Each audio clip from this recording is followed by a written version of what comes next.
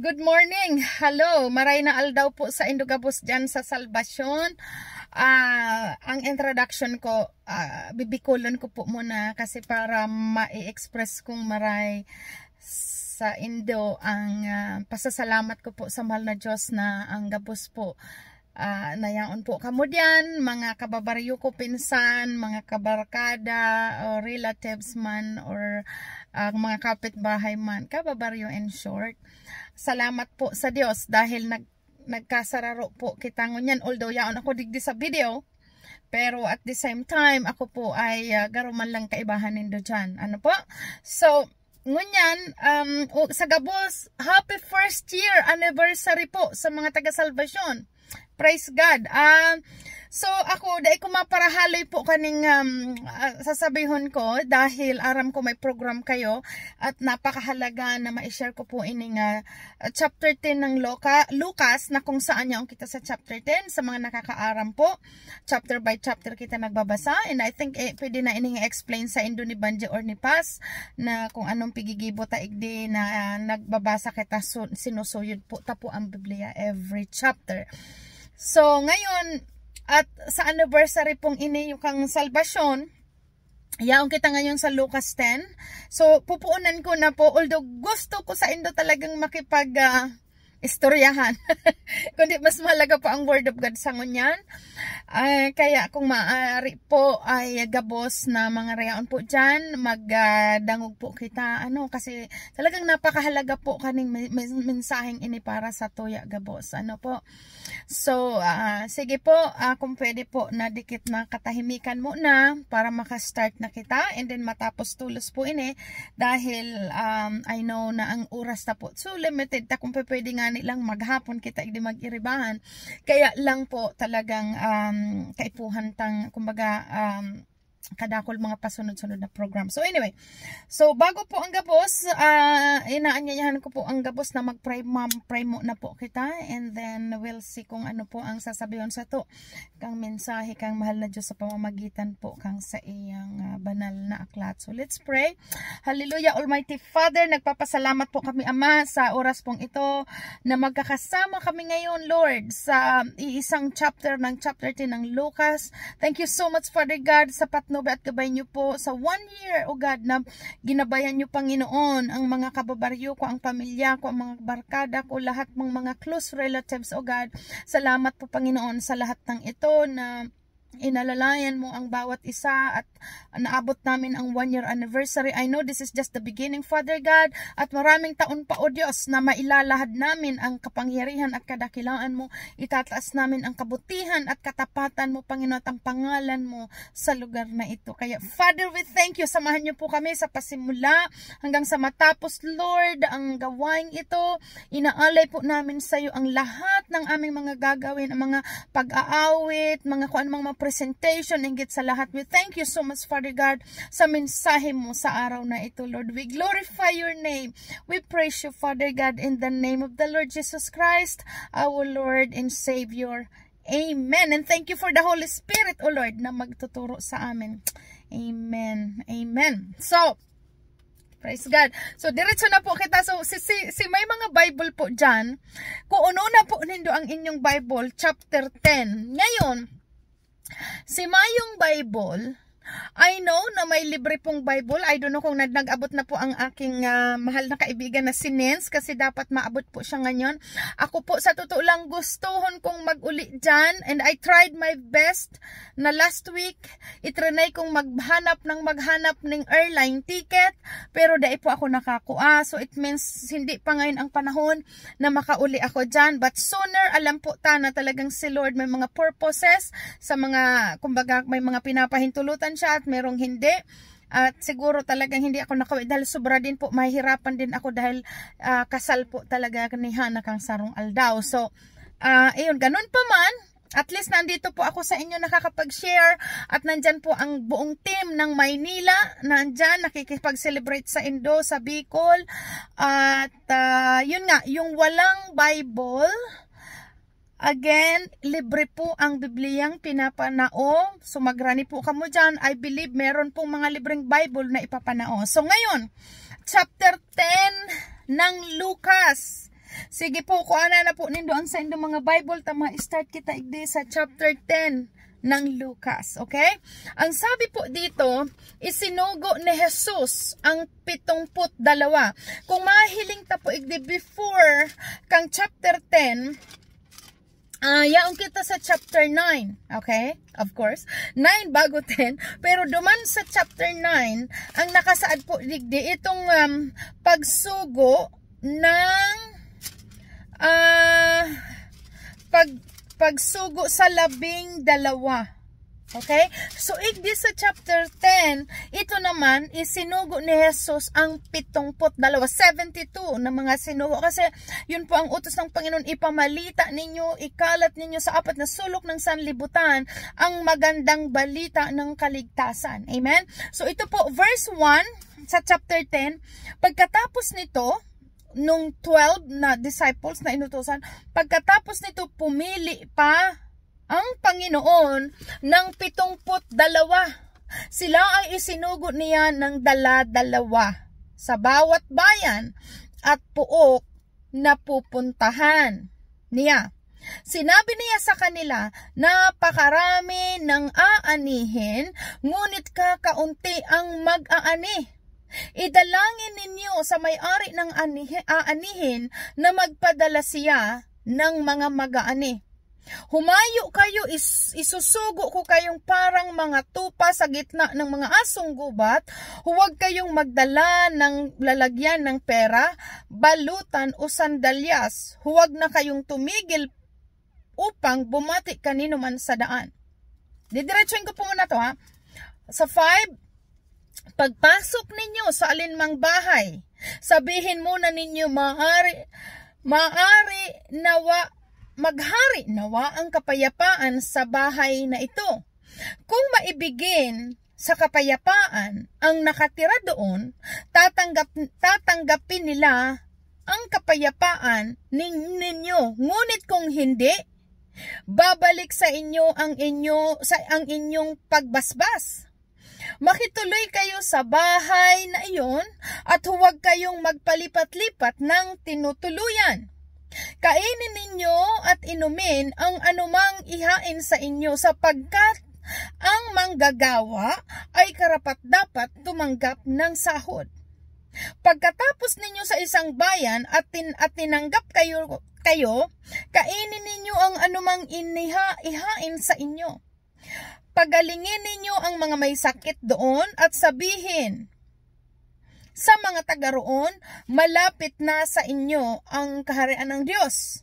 Ngunit pagpasok ninyo sa isang bayan at hindi kayo tinanggap, pumunta kayo sa lansangan nito at sabihin, pati ang alikabok ng inyong bayan na dumikit sa aming mga paa ay inaalis namin bilang babala sa inyo. Ngunit pakatandaan ninyo, malapit na ang kaharian ng Diyos. Sinasabi ko sa inyo, mas kahabagan pa ang mga taga-Sodoma kaysa bayang iyon sa araw ng paghuhukom. So ito po yung verse 1 hanggang 12. Ito po ang inuutos ng Diyos sa 72 na isinugo niyang mga alagad na humayo upang ipamalita ang magandang balita ng kaligtasan sa pamamagitan ng Panginoong Jesus. At ito nga sa verse 2, kung tihilingon po nindo sa verse 2, kasi sinabi po dito ni Lord Jesus sa mga alagad, napakarami ang aanihin, subalit kakaunti ang manggagawa. Which is totoo po yun.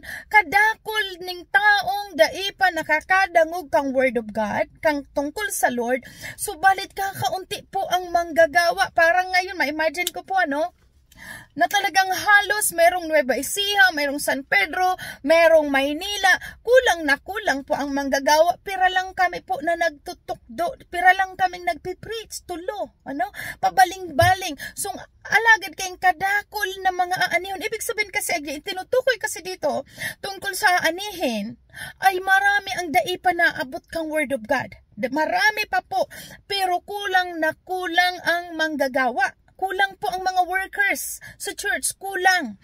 Kaya nga, sabi po idalangin ninyo sa may-ari na magpadala siya ng mag-aani. So, sino ang may-ari? Ang tinutukoy po ditong ubasan ay ang mga tao. Ang may-ari po nito, ang tinutukoy ay ang Panginoong Diyos. Kaya sinasabi, idalangin ninyo na magpadala. Ano? Kaya continuous kami pong nagpipray, parang makikita nyo po, and praise God, dahil nakikita po ito, nag-i-improve. Marami ang mag-volunteers, katulad mo nyon. Kadakol, pauruli dyan sa Pilipinas, sa Bicol, na haling Manila, hindi man sila makapag-preach, o hindi man nila magawa yung mga bagay na katulad ng ginagawa namin na nagtuturo, pero nagagawa po nila sa ibang parte ng Gibon. Mga volunteers, mga marshals, meron dyaning mga choir, nagkakawang gawa. So ito po, so kaya nagiging magian ang trabaho po sa loob ng kongregasyon dahil may mga nagbo-volunteer. Pero ganun pa man nga, katulad ng sinasabi po kang salita ng Diyos, kulang pa rin. It's not enough. Kumbaga sa kasi ang daming gustong mga dapat abutin. Pero dahil limitado po ang mga aani, ibig sabihin yung mga workers, kaya limited po ang nagagigibo. Ako lang, kanyaan po ko dyan sa tinambak.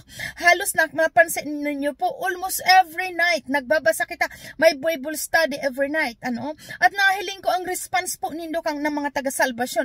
Talagang naon dyan ang kauhawan nindo sa Word of God. Kaya ito po ang sinasabi mo, na talagang let's just keep praying, na talagang lalo pang madagdagan ang satong mga workers. Amen? So verse 4, ito po. Verse 4, tingnan ninyo. Huwag kayong magdala ng pera, balutan o sandalyas. Huwag kayong tumigil upang bumati kanino man sa daan. So, ito po, pinapaliwanag, katulad ng ganito rin ang iniutos ng Panginoong Jesus doon sa chapter 9, sa 12 disciples.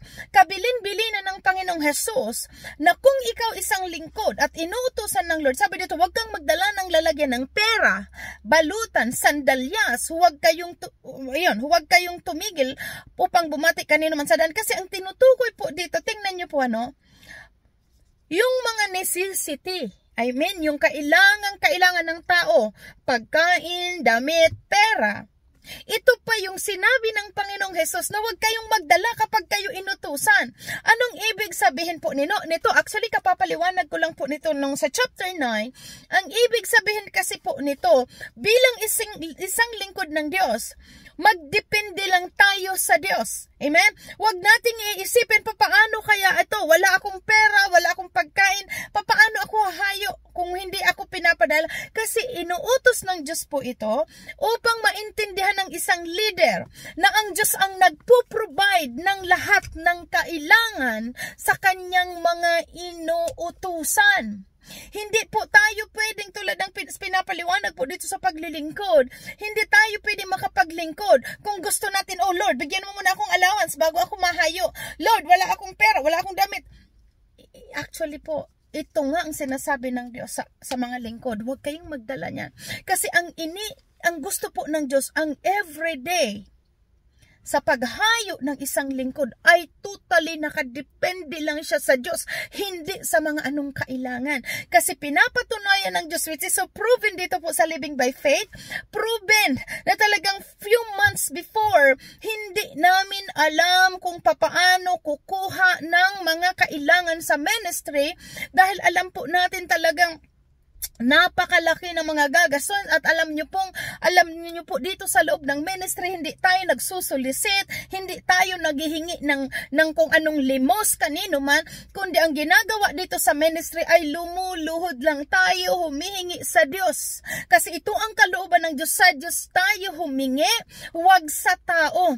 Kasi kapag ang Diyos ang hiningaan natin ng pangangailangan, ang Diyos ang nagpo-provide. Ibig sabihin, kahit hindi tayo humingi sa tao, ang Diyos ang nagtatest ng puso ng tao at kusa silang nagbibigay or madaming ginagawa ginagawang kaparaanan ang Diyos. Amen? So ito po ang pinapaunawa dito sa mga, especially sa mga lingkod, sa mga lingkod ng Diyos o mga leaders o spiritual leaders na inuutusan, huwag kayong tumingin kung wala kang pera, wala kang damit, wala kang pagkain, dahil ang utos ng Diyos, yun lang ang gawin natin.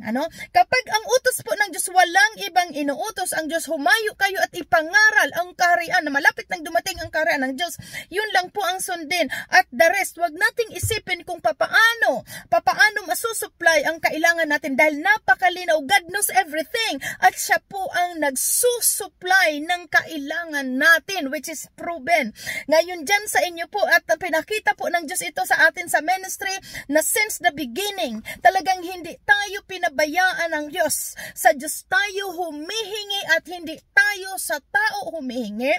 Kaya itong Diyos na ating hinihingian, siya ang gumagawa ng mga kaparaanan para isupply ang pangangailangan ng kanyang mga lingkod. At dito natin napapatunayan talaga na talagang dapat lamang na sa Diyos magtiwala ang sang leader na inuutusan. Amen? Huwag tayong magdepende sa tao, magdepende tayo sa magagawa ng Diyos sa atin, which is, sabi ko nga po, proven many times.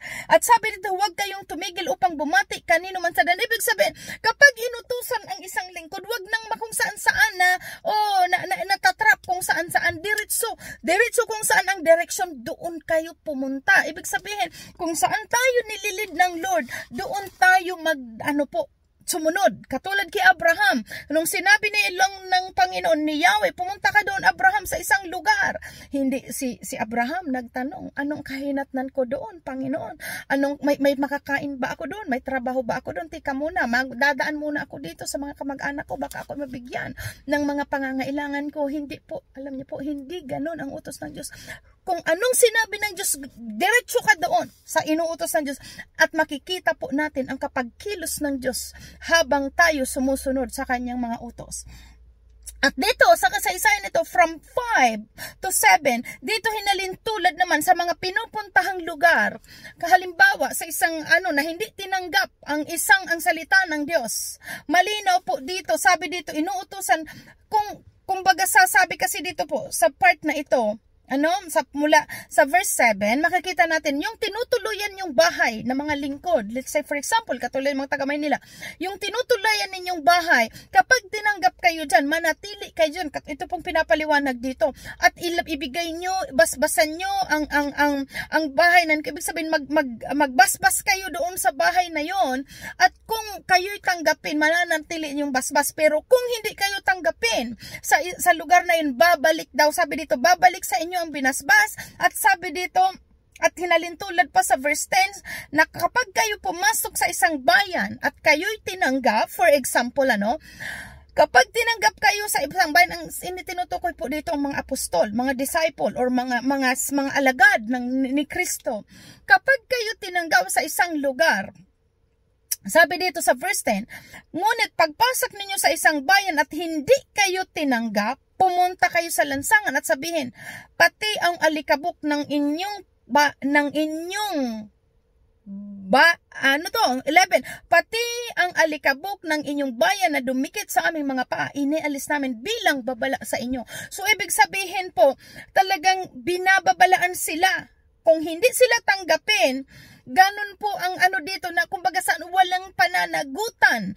Kung ano man mangyari sa lugar na iyon, walang pananagutan ang mga lingkod ng Diyos dahil hindi sila hindi tinanggap ang aral ng Diyos sa lugar na iyon. Kaya sinasabi dito, naandoon yung babala, binababalaan, kumbaga may warning yung bayan na iyon na kung papakinggan nyo ang salita ng Diyos, ito ang mangyayari sa inyo. Kumbaga nandoon yung basbas, pero kung hindi nyo tatanggapin ang salita ng Diyos, sabi dito, ipinapagpag namin kahit yung alikabok na dumakit sa paibig sabihin, parang pinapakita po dito, wala kaming pananagutan sa inyo dahil kayo ang nag-refuse o nag-reject ng word of God. At sinabi sa verse 12, sinasabi ko sa inyo, mas kahabagan pa ang mga taga-Sodoma kaysa bayang iyon sa araw ng paghuhukom. Ibig sabihin, yung Sodoma Gomora po kasi, sa kasaysayan ng Biblia, sila yung lugar na punong-puno ng mga mga immorality. Yan doon sa Sodoma.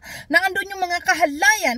Pero mas matindi pa pala ang mangyayari sa mga taong nag-reject sa Word of God kaysa nangyari sa Sodoma at Gomora. Kasi kung makikita po natin sa kasaysayan ng Sodoma, pinaulanan ng asupre ng apoy doon sa kasaysayan, doon sa Old Testament, kasi sila yung mga immoral. Andoon yung sa lugar na yun na talagang lahat ng talamak ng immoralidad, yun po ang lugar ng Sodoma. Pero dito sa sinasabi dito sa verse 12, mas masahol pa, ibig sabihin, mas matindi pa ang dadanasin, mas kakahabagan pa ang taga Sodoma sa araw ng paghukom kaysa doon sa mga nag-reject sa salita ng Diyos. Amen? So napakahalaga po ang Word of God, at dito ipapaunawa po sa atin sa susunod, sa 13, pakinggan nyo po, 13. Bibilisan ko po ito kasi inaano ko po, ikakatch up nyo po ang sinasabi ko at titingnan nyo sa Bible ang sinasabi ko para nasusundan nyo po ang binabasa, okay? So verse 13, ang sabi dito, babala sa mga bayang ayaw magsisi. Sabi dito po, kawawa kayo mga taga-Corazin. Kawawa kayo mga taga-Betsaida, sapagkat kung sa Tiro at Sidon ginawa ang mga himalang ginawa sa inyo, matagal na sanang nagdamit ng sako at naupo sa abo ang mga taga roon bilang tanda ng kanilang pagsisisi. Mas kahabagan pa ang mga taga-Tiro at taga-Sidon kaysa sa inyo sa araw ng paghuhukom. At kayong mga taga-Pernaum, nais pala ninyong itaas ang inyong sarili hanggang sa langit, ibabagsak kayo hanggang sa daigdig ng mga patay. Pinapakita po dito sa part na to na kung sino nagmamataas ay siyang ibabagsak. Napakalinaw po sa Word of God. At kung sino ang nagpapakababa ay siya pong itataas. Amen? Verse 16, sinabi ni Jesus sa kanyang mga alagad, ang nakikinig sa inyo ay sa akin nakikinig, ang nagtatakwil sa inyo ay nagtatakwil sa akin, ang nagtatakwil sa akin ay nagtatakwil sa nagsugo sa akin. So dito po sa mga apostol na tulad nitong nag-share ng tungkol sa salita ng Diyos, kapag ang isang lingkod ng Diyos na nagsishare ng Word of God, itinakwil ng nakikinig, malinaw po dito sa sinasabi, hindi ang tao na yun ang kanyang tinatakwil, kundi yung nagsugo sa kanya. Ibig sabihin, just for example po, kung ang sinishare ko sa inyo na galing sa Word of God, malinaw po, galing sa Word of God ang sinishare ko, hindi ako nagsasarili dito ng salita. Ngayon, kung ang sinasabi ko po sa inyo, halimbawa yung sinasabi ko sa tao, nire-reject ng tao, hindi ako ang nire-reject ng tao, kundi yung Word of God na sinasabi ko. At tulad ng sinasabi dito ng Panginoong Hesus, at ang nagtatakwil sa inyo ay nagtatakwil sa akin. So, ibig sabihin, yung nagtatakwil sa mga lingkod ng Diyos ay nagtatakwil sa Panginoong Hesus.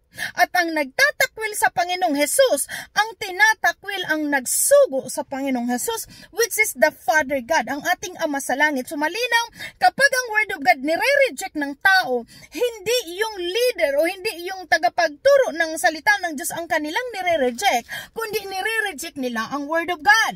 At tungkol naman sa Panginoong Hesus, sabi dito, hindi kayo ang nire-reject, kundi ang Panginoong Hesus ang nire-reject ng tao, at ang Panginoong Hesus naman ang nire-reject, kumbaga yung taong nag-reject sa Panginoong Hesus, ang nagtakwil, kumbaga rejects kasi ang gamit ko dito. Pero ang nagtakwil sa Panginoong Hesus, ang itinikwil nila ay ang nagsugo sa kanya, which is ang Panginoong Diyos. Malinaw? Kaya lakas ng loob po ito sa amin din bilang mga leaders na kahit kung i-reject ng tao ang Word of God na sinishare namin, hindi kami ang nagsasabi nito. Hindi ako ang nagsishare nito, kundi ang Panginoong Hesus. Kaya kung ayaw itong tanggapin ng tao, it doesn't matter sa akin kasi hindi ako ang nireject nila, kundi yung Word of God, ang Panginoong Hesus. At ang Panginoong Hesus naman, hindi siya ang nireject nito, kundi ang nireject nila yung Diyos Ama na nagsugo sa kanya. Amen? So verse 17, bumalik ang 72. 17, masayang masaya ang 72, sorry, saglit lang po. I'm so excited na mag-share sa inyo ng Word of God kasi it's our first year anniversary talaga. Kaya po, sa totoo lang, grabe po ang excitement ko, nag-abang ako kagagabi pa. Mula sa decoration, mula sa mga pagkuak, ang mga tipong, ang pagluto dyan sa kusina. Gusto ko po nagkakahiriling kasi ang feeling ko, yaon ako dyan sa Indo. But, ganun pa man, yun na nga po. Kaya, bahala ka mong mag-catch up kang sinasabi ko, praise God. Paunawa sa to ng Holy Spirit kasi I'm just so happy na talagang pinapakita, I'm so blessed, talagang pinapakita ng Lord ang katapatan sa gawain ng living by faith. Talagang sumasa atin ang Diyos sa gawain ito. Pinapatunayan ng Diyos ito, at ito po ang kalakasan ng loob namin ng mga lingkod na patuloy maging matatag at maging talagang straightforward sa aming ginagawa sa paglilingkod sa Diyos at sa kapwa sa inyo. So okay, balik tayo, 17. Masayang bumalik ang 72, iniulat nila, Panginoon, kahit po ang mga demonyo ay napasunod namin dahil sa kapangyarihan ng inyong pangalan. Sinabi sa kanila ni Jesus, nakita kong parang kidlat na nahulog si Satanas mula sa langit. Binigyan ko kayo ng kapangyarihang tapakan ang mga ahas at mga alakdan at daigin ang lahat ng kapangyarihan ng kaaway, at walang makakapanakit sa inyo. Ngunit magalak kayo, hindi dahil sa napapasunod ninyo ang masasamang espiritu, kundi dahil nakatala sa langit ang inyong pangalan. So, dito po sa verse 17 na to hanggang 20, napakahalaga at napakatalaga po. Makita natin dito kung paano binigyan ng Diyos ng kapangyarihan ang kanilang mga apostol, ang mga alagad. Dahil makita po natin from the start lang, chapter 9, na binigay ng Diyos ang kapangyarihan sa kanilang magpagaling ng mga may sakit. Binigyan sila ng kapangyarihang magpalaya ng masasamang espiritu, pagkakaalipin sa anumang mga pagkakaalipin, na andun yung power ng mga alagad. At dito pinaliwanag ng mga alagad nung bumalik sila sa Panginoong Hesus. Grabe po ang katuwaan nila dahil sinabi nila, ang dami nilang kumbaga nakita nila yung kapangyarihan ng Diyos sa pamamagitan ng pangalan ng Panginoong Hesus. So marami silang na-perform na mga miracles. Pero ang pinaliwanag dito ng Panginoong Hesus, kapag nasa kanila ang Diyos, talagang walang makakapanakit. Katulad ng sinabi po ng salita ng Diyos, if God is with us, who can be against us? Kapag nasa panig natin ang Diyos, walang sino mang makakalaban sa atin. Kasi napakalinaw po na God is in control. Hawak ng Diyos ang lahat ng sangkatauhan, maging sa langit at sa lupa. Kaya kapag tayo sumusunod ng Diyos, sa Diyos, walang makakagalaw sa atin. Napakalinaw po dito dahil pinakita dito, maging si Satanas po ay talagang na-over, kumbaga nasa ilalim ng kapangyarihan ng Diyos. Pero sa verse 20, ang pinapaunawa dito, although na-experience ng mga alagad ang doon yung kapangyarihan, pero ang sabi po dito sa 20, ngunit magalak kayo, hindi dahil sa napapasunod ninyo ang masasamang espiritu, kundi dahil nakatala sa langit ang iyong pangalan. Kasi ito po ang pinaka-the best na dapat nangyayari sa tao. Dahil ang katotohanan, kahit ano pang kapangyarihan ang nagagawa mo sa lupa, kung hindi ka makakapasok sa kaharian ng Diyos, walang kabuluhan ang tinanggap mong kapangyarihan. Amen? So samantalang ito, sabi dito, natanggap nyo ang kapangyarihan ng Diyos na magpalaya ng masasamang espiritu, natanggap nyo ang kapangyarihan ng Diyos na magpagaling ng mga may sakit, subalit higit kayong magalak dahil aside from the power of God, nakapasok sila sa kaharian ng Diyos. Makakapasok sila sa kaharian ng Diyos. Na kumbaga yan ang pinaka-ultimate goal nating mga Kristiyano. Tayo mga tagasunod ng Panginoong Hesus, kaya tayo nagsusunod, sumusunod sa Tagalog, kaya tayo sumusunod sa Panginoong Hesus, sa sinisikap natin sa tulong ng kanyang banal na Espiritu, na sundan natin ang kanyang mga iniutos sa atin sa pamamagitan ng kanyang salita. Kasi ang ultimate goal ng Kristiyano ay makasama tayo doon sa buhay na walang hanggan kasama ang ating Diyos Ama. Amen? So kaya ito ang sabi dito ng Panginoong Hesus, although masaya, yes, maganda na may kapangyarihan kayo, pero higit kayong magalak dahil sabi dito, nakatala sa langit ang inyong mga pangalan. Kasi yun po ang pinakamahalaga sa lahat, na makasama natin, makapasok tayo doon sa eternal life. Amen? So, dito sa 21, nagalak si Jesus. Nang oras ding iyon, si Jesus ay napuspos ng kagalakan sa pamamagitan ng Espiritu Santo. Sinabi niya, salamat sa iyo, Ama, Panginoon ng langit at lupa, sapagkat inilihim mo sa marurunong at matatalino ang mga bagay na ito, ngunit inihayag mo sa mga walang muwang. Oo, Ama, sapagkat ganon ang nais mo. Amen. Kasi makita grabe po. Excuse me. So, kasi dito pinapakita, kasi nalulugod ang Panginoong Hesus. Kasi ipinakita dito ng Ama talaga na kumbaga yung sa marurunong inilihim ang patungkol sa salita ng Diyos at pinaunawa ito sa mga walang muwang. Ibig sabihin, kaya mapapansin po natin kapag ang mga tao, mga dignitaries, for example, mga matataas ang katungkulan, mga dekalidad, mga tapos, mga master degree, okay? Tinanggap nila yung mga katalinuhan ng sanlibutan. Napakahirap po niyan paunawain patungkol sa salita ng Diyos. Dahil mayroon na silang kataasan nang sa tingin nila sa sarili nila sila yung mga matatalino. Katulad nga po ng sabi ko, bibihira, although hindi naman lahat, pero bibihira sa mga matatalinong tao at may kalidad sa buhay ang basta-basta mapapaniwala sa Word of God, dahil sila po ay nakadepende sa sariling talino nila, nakadepende sila sa kanilang profesyon, dahil ang akala nila doon nagmumula ang kanilang tagumpay sa kanilang profesyon, doon nagmumula ang kanilang tagumpay sa kanilang katalinuhan, at doon nagmumula ang kanilang mga kakayahan, dahil sila ay mga matatalino, mga kilalang tao. Ibig sabihin, kaya malino po sa salita ng Diyos, ang karunungan ng sanlibutan ay iba sa karunungan ng makalangit. Amen? Kasi ang karunungan ng Diyos po ay completely opposite sa karunungan ng mundo.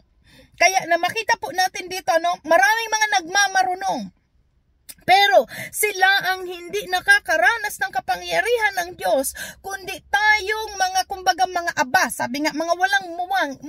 Ang mga walang muwang kasi, tinutukoy dito yung mga bata, ang bata, hindi enough, ang kanilang, hindi mature. Ibig sabihin, kulang ang kanilang kaalaman. Pero dito ipinapakita ng Diyos na kung sino ang kulang ang kaalaman, yung mga mababa sa pakikinig ng Diyos, doon nagpapaunawa ang salita ng ang Diyos. Kasi po sa mga taong andoon yung kababaang loob, na andoon po ang pakikinig ng salita ng Diyos. Samantala kung ikaw ay professional, ibig sabihin, mga lawyers, mga doctors, sabi ko nga po hindi ko nilalahat, pero majority, kapag ang isang tao tapos ng mga matataas na pinag-aralan, lapitan mo yan ng Biblia, i-ignore ang Biblia, kasi sa kanila isa silang marurunong, at wag nyo silang turuan patungkol sa Word of God, kasi hindi kanyan paniniwalaan,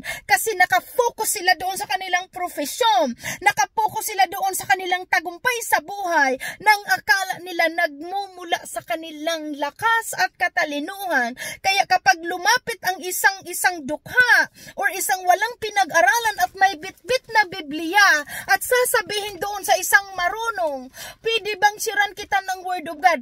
Ay naku po, hindi yan papakinggan dahil sino ka para magsalita sa akin patungkol na turuan ako ng mga bagay-bagay na ako'y isang kilalang tao, ako'y isang profesional, at may mga matalino ako at may mga nagtapos ako ng mga matataas ng paaralan.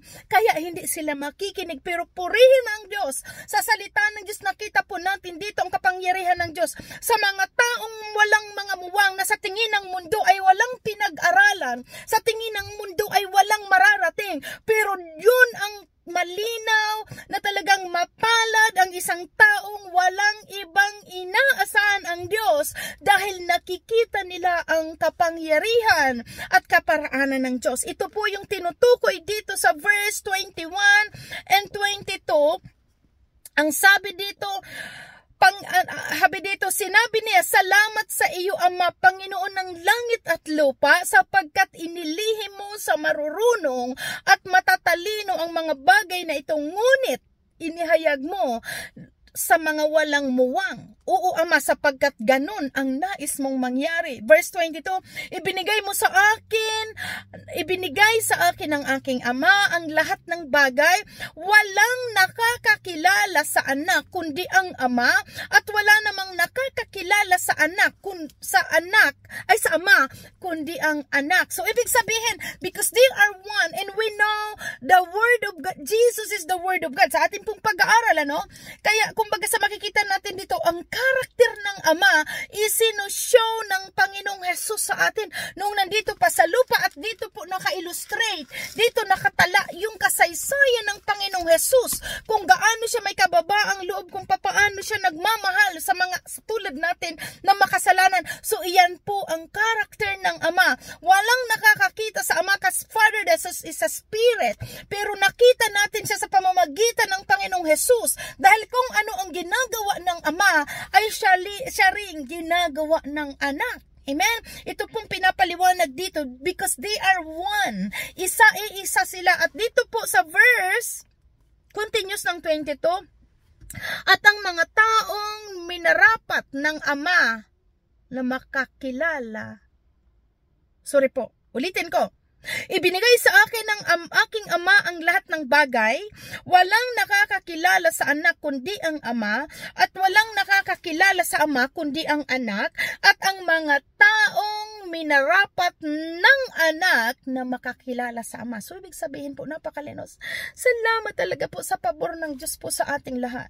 Kasi natuto tayo, kinahabagan tayo ng Diyos na nandito tayo ngayon, nakikinig ng salita ng Diyos, naiintindihan natin ang kaparaanan ng Diyos, nauunawaan natin kung gaano ang kagandahan at kabutihan ng Diyos sa atin, dahil po nagpakilala ang Ama sa atin sa pamamagitan ng anak, which is the Word of God. Siya po ang nagbukas ng ating kaunawaan. Siya po ang nagbukas ng ating pananampalataya. Kaya namamahal natin ang Diyos. Kaya tayo sa ganitong paraan, patuloy tayong nagsusumikap at sumusunod sa kalooban ng Diyos, dahil naunawaan natin, inihayag ng Ama, minarapat ng Ama na makilala natin siya. At sa pamamagitan ng Panginoong Hesukristo, naiintindihan po natin ngayon kung gaano kabuti ang Diyos sa atin. Amen? Verse 22,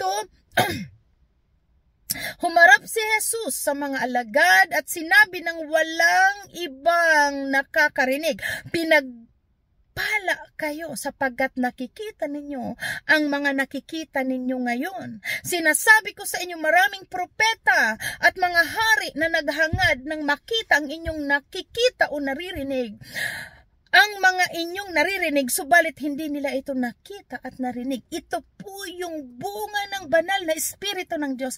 Kung mapapansin ninyo noon, wala tayong naririnig na conviction. O ay, mali ang ginagawa mo. Kaya continuous tayong gumagawa ng kamalian.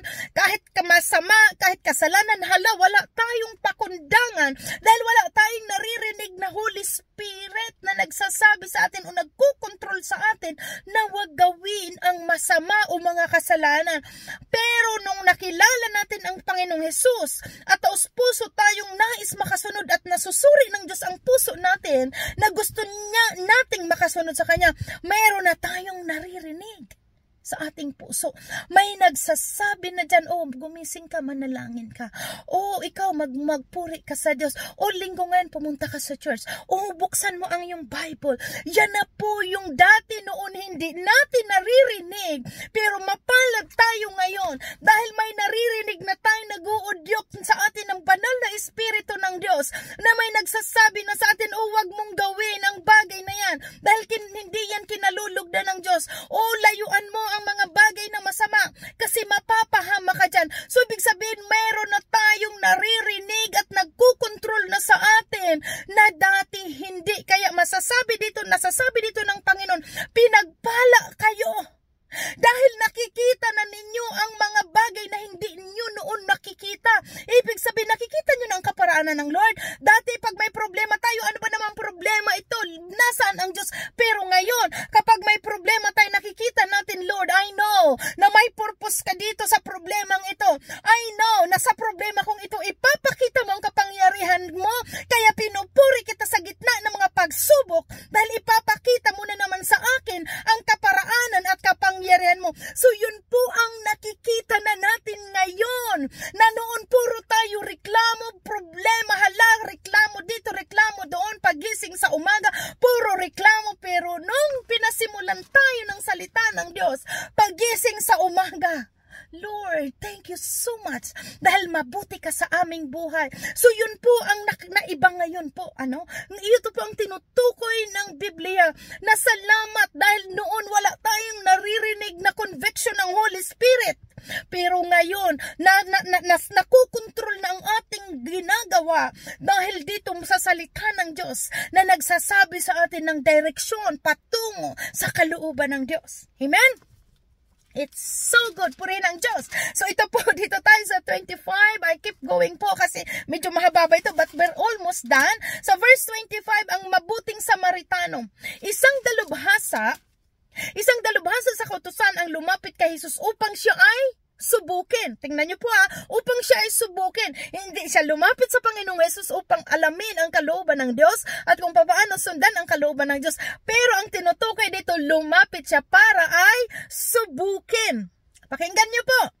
Guro, ano ang dapat kong gawin upang magkamit ng buhay na walang hanggan? Tanong niya. Sumagot si Jesus, ano ba ang nakasulat sa kautusan at ano ba ang nababasa mo roon? Sumagot ang lalaki, ibigin mo ang Panginoon mong Diyos ng buong puso mo, buong kaluluwa mo, buong lakas mo, at buong pag-iisip mo, at ibigin mo ang iyong kapwa gaya ng pag-ibig mo sa iyong sarili.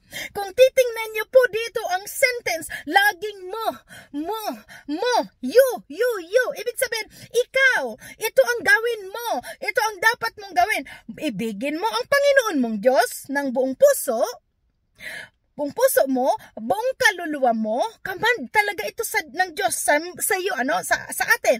Ibigin mo, actually dito sinasabi ito doon sa nagtanong sa kanyang nais siyang subukin. Ibigin mo ang iyong kapwa gaya ng pag-ibig mo sa iyong sarili. 28. Sabi ni Jesus, tama ang sagot mo. Gawin mo yan at magkakamit ka ng buhay na walang hanggan. Upang huwag siyang lumabas na kayahiya, nagtanong pa ang lalaki, sino naman ang aking kapwa? Sumagot si Jesus, may isang taong naglalakbay mula sa Jerusalem papuntang Jericho. Hinarang siya ng mga tulisan, hinubaran, binugbog, iniwan ng halos patay na. Nagkataon namang dumaan ang isang paring Hudyo. Nang makita ang taong nakandusay, lumihis siya at nagpatuloy sa paglalakad. So sinilampasan siya.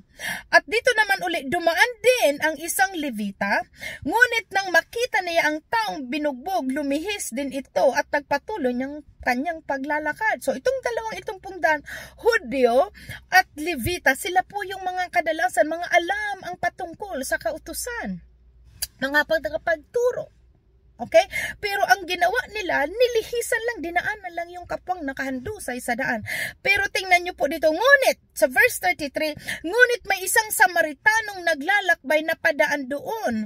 Nang makita niya ang biktima, siya'y naawa, nilapitan niya ito at binuhusan ng langis at alak ang mga sugat at binindahan. Pagkatapos isinakay niya ang lalaki sa kanyang asno at dinala ito sa bahay panuluyan upang maalagaan siya doon.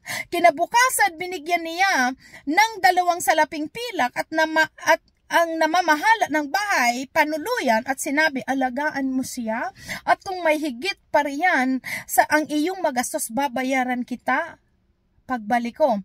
At nagtanong si Jesus, tingnan niyo po yung 2 dumaan, dinaan-daanan lang, sila yung mga nakakakilala sa kautusan, Levita, sila yung mga tagapaglingkod sa templo, mga pare ito po na tagapaglingkod sa templo. So dinaan-daanan lang nila yung isang lalaking nakahandusay sa daan. Samantalang itong Samaritano, ibig sabihin Samaritano, kasi makita po natin mga Samaritano, hindi sila nakarinig ng patungkol sa salita ng Diyos. Yung mga Samaritano, katulad ng nabasa po natin doon sa una, nung nakatagpo ng Panginoon Sus ang isang babaeng Samaritano, wala silang alam patungkol sa Panginoon.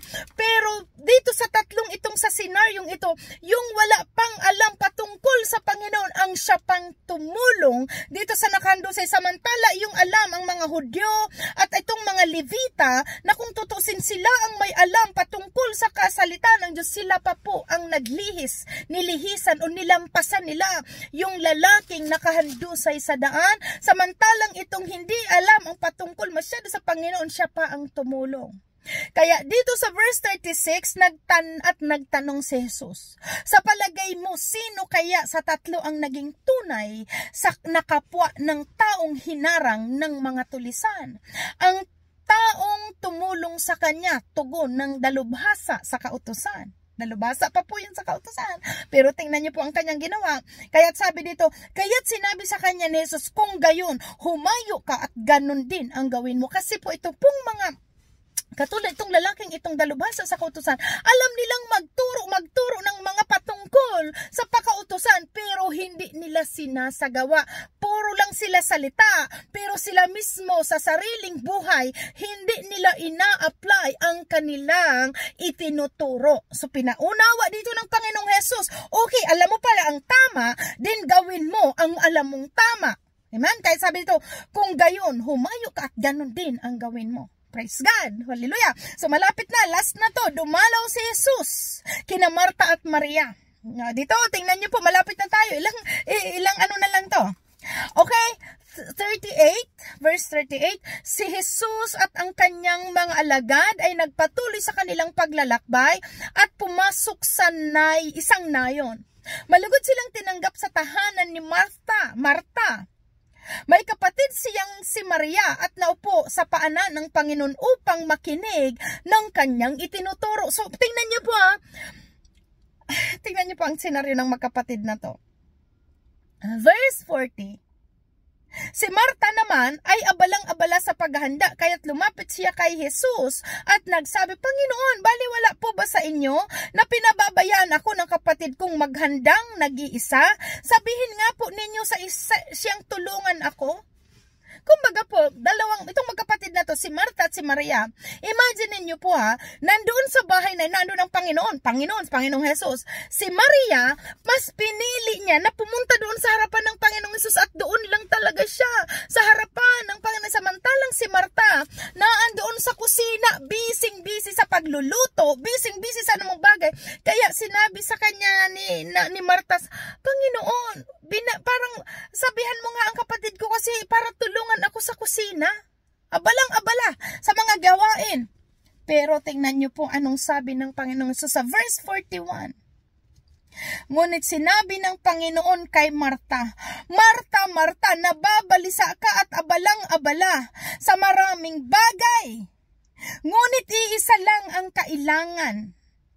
Pinili ni Maria ang mabuti at ito'y hindi aalisin sa kanya. So ito po sa pagsasara po ng message na chapter 10, ito po, pinapaunawa dito ng Diyos na ang Diyos ang priority at priority pinakamahalaga sa lahat ng bagay. Amen?